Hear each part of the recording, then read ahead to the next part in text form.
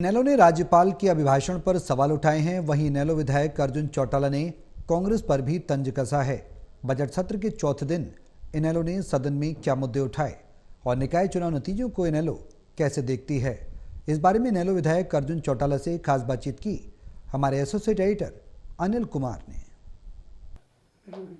Budget सत्र के चौथे दिन इनेलो ने सदन में क्या मुद्दे उठाए, इस मेरे साथ है इनेलो विधायक अर्जुन चौटाला। इनसे जानते हैं कि इनेलो ने सदन में क्या मुद्दे उठाए हैं। जी सर, आज एक बड़ी गंभीर चीज़ हमारे सामने आई। माननीय राज्यपाल जी के अभिभाषण में एक बड़ी बात कही गई कि भाई 24 की 24 फसलों पर एमएसपी दी भी जा रही है और 24 की 24 फसलें इस सरकार ने एमएसपी पर एक्वायर करी हैं। अब फिर हमने इसका विवरण लिया, तब पता चला इस 24 फसलों में एमएसपी के नारियल भी आते हैं और जूट भी आता है। तो मैं ये जानना चाहता हूँ भाई कौन सा किसान हरियाणा में है जो नारियल उगाता है, भाई बताने का काम करे। भाई कौन सा किसान हरियाणा में जूट उगाता है, ये बताने का काम करे। मुझे तो लगता है पिछले गेड़े जो एक खोपर था विधानसभा में, उसके साथ इतना इनका प्यार हो गया कि इन्होंने खोपरों पर ही एमएसपी डालने का काम कर दिया। वरना है कौन इस प्रदेश में जो ये उगाता है, पहले ये तो बताएं। और उगाना दूर की बात, सरकार कहती है हमने एक्वायर करा। मैं तो कहता हूँ जी आपने एक्वायर कितना करा यही हमें बताने का काम कर दे, यही हम एक बड़ी स्पष्टीकरण मानेंगे सरकार की तरफ से। चौटाला साहब, आपने किसानों के मुद्दे भी उठाए हैं और इसके साथ साथ सदन में एसवाईएल का मुद्दा भी उठाया, दादूपुर नलवी नहर का मुद्दा भी उठाया, जिसका सरकार ने जवाब भी दिया है। तो आप इसको कैसे देखते हो? देखिए जी, एक चीज़ देखने वाली है, इस सेशन के अंदर कोई भी ऐसा क्वेश्चनार नहीं गया, कोई भी ऐसा समय नहीं गया, मतलब हर आधे घंटे बाद पानी की बात ज़रूर चली है। इस सरकार को एक चीज़ समझनी चाहिए, जब इतने सवाल पानी पे उठाए जाते हैं, जब इतनी कॉलिंग अटेंशन पानी पे लगाए जाते हैं और जब इतनी डिबेट पानी पर हो रही है, तो सरकार को इस चीज़ को बड़ी गंभीरता से लेनी चाहिए।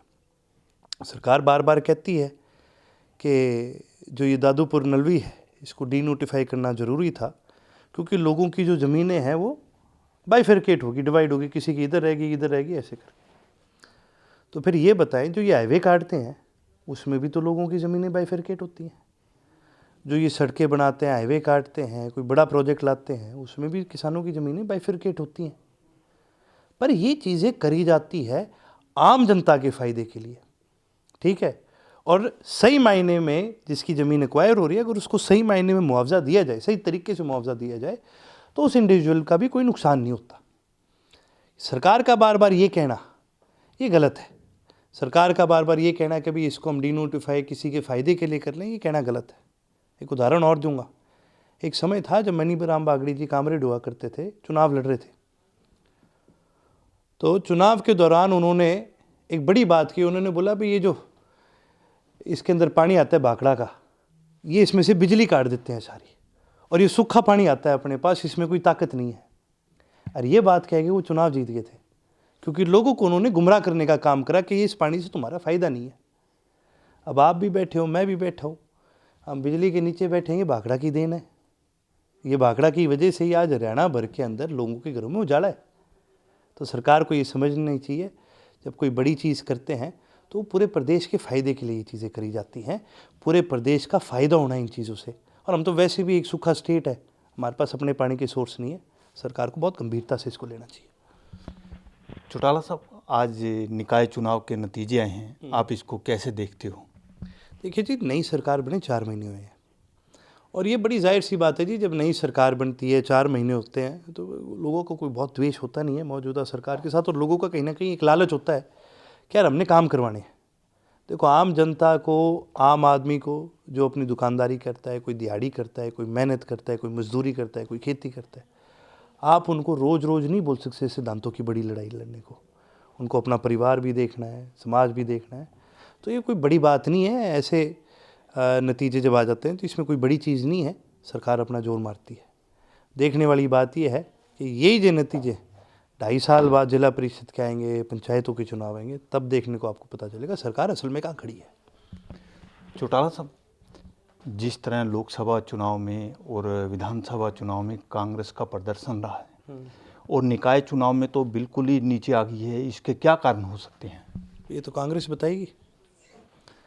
भाई जिस पार्टी का लीडर ऑपोजिशन नहीं, जिस पार्टी का मतलब लीडर ऑपोजिशन का मतलब आप समझते हैं, ये कोई पद नहीं है। लीडर ऑपोजिशन का मतलब होता है कि भाई ये सारे इकट्ठे होकर के जी ये हमारा नेता है। अब इनका नेता ही नहीं है। अब जिस शरीर के जिस धड़ पे सर ना हो वो शरीर किसी काम का, तो ये बिना सर के धड़ घूम रहा है, ये कहाँ से कहीं पर काम करेगा? बिना नेता के इनसे काम नहीं हो सकता।